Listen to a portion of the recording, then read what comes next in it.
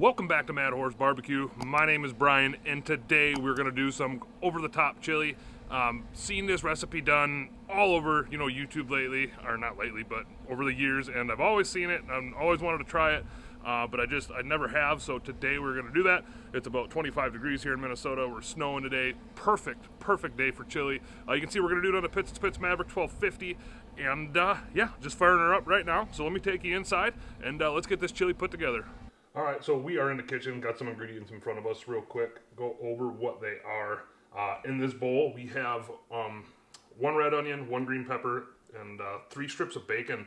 That actually what I did with these is I cooked them down, and what I did first was I just diced the bacon up really small, fried the bacon, and then I fried the the veggies in the bacon grease, and I did use a little bit of the Tailgaters BBQ Party Rub in this mix. So let's just go ahead and add that to the pot. Next thing we're going to add is we're going to add 1 16-ounce jar of this salsa. It's Taco Bell salsa, any kind. I've done this recipe before. It's really good. Next thing we're going to add is 3 12-ounce cans of Hunt's tomato paste. It doesn't have to be Hunt's.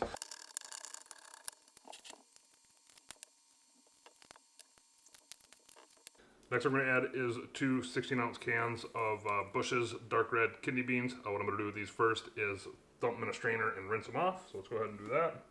All right, dump beans in. Next thing we're going to add is 2 cans of Rotelle. And then we are going to add our seasoning here. This is a quarter cup chili powder, 1 tablespoon of basil, 2 teaspoons of cumin, and then we're using 2 tablespoons of the Tailgaters BBQ Party Rub. This recipe calls for some salt and some pepper and stuff, but luckily Tailgaters BBQ Party Rub has all those good ingredients in there, plus a couple extra ones that I like. So 2 tablespoons of the Tailgaters BBQ Party Rub. Dump it in.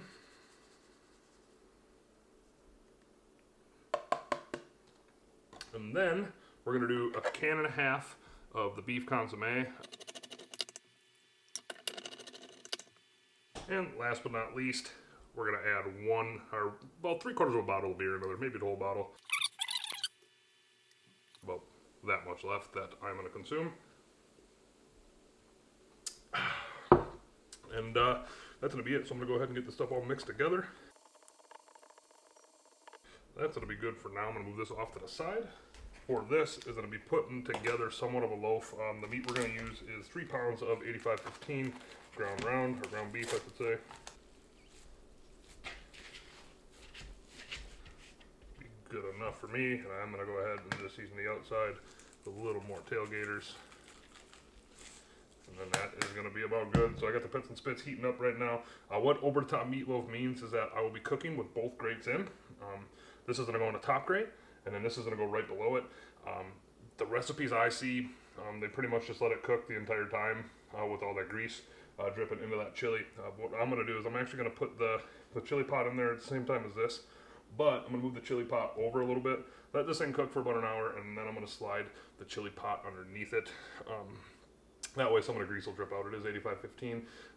Typically when I do chili and I fry the beef, I always drain the grease. So that's how we're going to do it. I'm also going to throw about 6 strips of bacon on there and just kind of smoke those. And I'm going to add that to the chili in like the last hour of cooking as well. So I'm going to go ahead and just let this stuff sit out here for a little bit. And I'll pick back up when we're throwing it on the grill. Okay, got to check back in one more time. Forgot 2 ingredients. We're going to add 2 tablespoons of the W sauce. And then we're going to add 2 teaspoons of A1.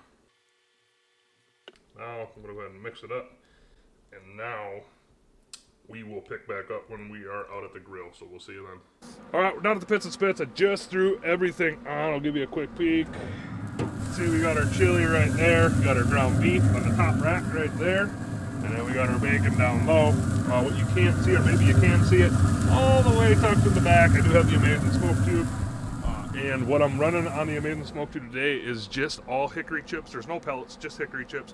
Pits and Spits is set at 275. I'm going to let all this stuff go for an hour, and then I'll check back in, because after that hour mark, I'm going to take that chili pan and slide it right underneath the ground beef, and then I'll probably pull the bacon off at that time, maybe. But either way, we'll check back in 1 hour. We are back. We are 1 hour into the cook. Let's just go ahead and take a peek at some stuff. See our bacon is done. We're going to go ahead and pull that off. Let's go ahead and take a look at the chili quick. Looking pretty good. We're going to go ahead and give that a stir. See, it's starting to simmer a little bit. That's going to be good. Go ahead and push this back in. We're going to go ahead and put the pot of chili right underneath the ground beef, and then we're going to finish it off like that. I'm going to take that ground beef probably up to about 140, bring it in, cut it apart, and then put it in the chili. So I think when I do that, I'll pick back up. So we'll see you then. All right, we are back 2.5 hours in. The ground beef hit 140 internal. So I'm going to go ahead and do is pull the ground beef off. I'm going to take it in, I'm going to shred it up on a pan, and then I'm going to mix it back in with the chili, which is down there, and then probably let this go probably for at least another hour and a half, 2 hours.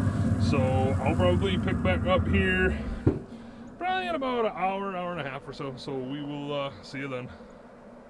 All right, we're back. I decided I'm gonna show you what I'm doing with the ground beef. So I brought it inside.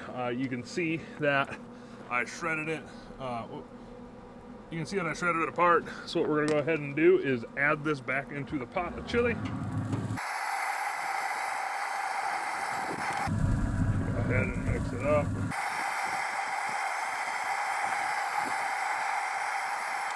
That's gonna be about good. Like I said, this is still gonna probably go for about a couple hours yet.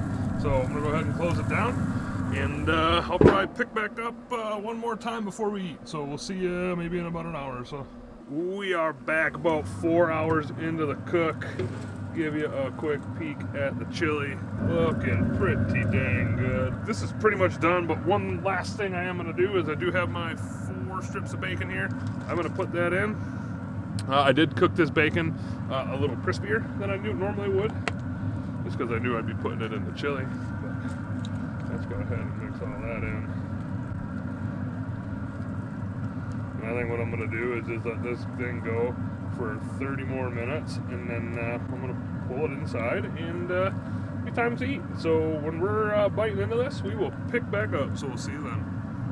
And we are back, and it is time to eat. Here is the chili finished product, still piping hot. It's been off the grill now probably for about 20 minutes. 4.5 hour total cook time today. I did add that bacon at, the 4 hour mark. I could have put it in the whole time, but I just figured, I'll try putting the bacon in, a little later in the cook and see how it goes. So, got a bowl, got a big pot of chili here. Let's go ahead and build a bowl of chili. Okay, got 3 generous scoops of chili in there. One topping I like on mine is I just got some cut up red onion here. Here in the Midwest too, you gotta have some chili cheese Fritos under chili. It's a staple. I add a little bit of cheddar cheese and a couple squirts of sour cream. Let's go ahead and give it a little taste. That is pretty good, but I do think it needs just a little more of my go-to Tailgater BBQ Party Rub. That's fantastic. Over the top chili. Never done it. I can say I'll probably do it again. I don't really think it tastes that greasy, and maybe that's because, I did cook that ground beef by itself, not over the pan for an hour. And then, it cooked, over the pan for about another hour, hour and a half until it got to internal 140. But that is actually pretty dang good. Got a good smoke flavor to it from me burning that, the hickory wood chips in the, in the smoke tube. Tailgaters you can really taste in there, and then it's a good hearty chili. So besides that, I got nothing else. Pits and Spits in the snow today did awesome. I guess I do have something else then. Yeah, we're gonna go ahead and eat here. You guys and girls have a good night. Thank you for watching, and we'll see you next time.